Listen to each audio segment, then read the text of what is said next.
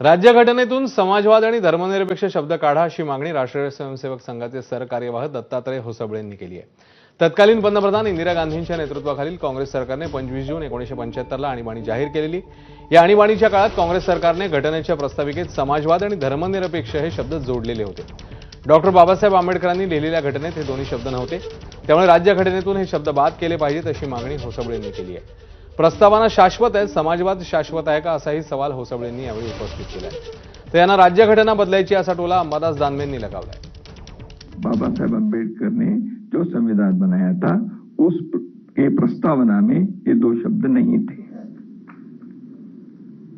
तो इसके उद्देश्य क्या है, विचार किया जाए। तो इसलिए ऐसे कई बातें आज भी समीक्षा करने के लिए हैं। त्याचाच अर्थ घटना बदला असं स्पष्ट आहे।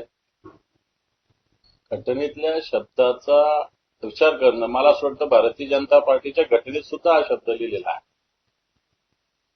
पण भारतीय जनता पार्टीची घटना सोडून द्या, परंतु राज्यघटनेत अशा पद्धतीनं समाजवाद किंवा धर्मनिरपेक्षता हा बदलून तुम्ही काय करणार आहे?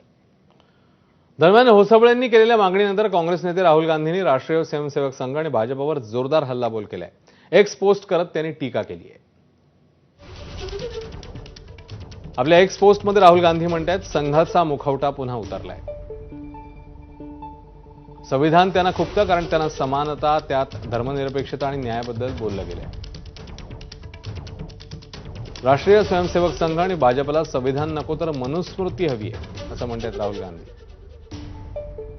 भाजपला बहुजन आणि गरिबांचे हक्क हिसकावून त्यांना गुलाम बनवायचे आहे। त्यांच्याकडून संविधानासारखं प्रभावी शस्त्र हिसकावून घेणं हा भाजपचा अजेंडा आहे। आरएसएसनं अशी स्वप्न बघणं थांबावं, आम्ही त्यांना यशस्वी होऊ देणार नाही। देशभक्त असलेला प्रत्येक भारतीय शेवटच्या श्वासापर्यंत संविधानाचं रक्षण करेल।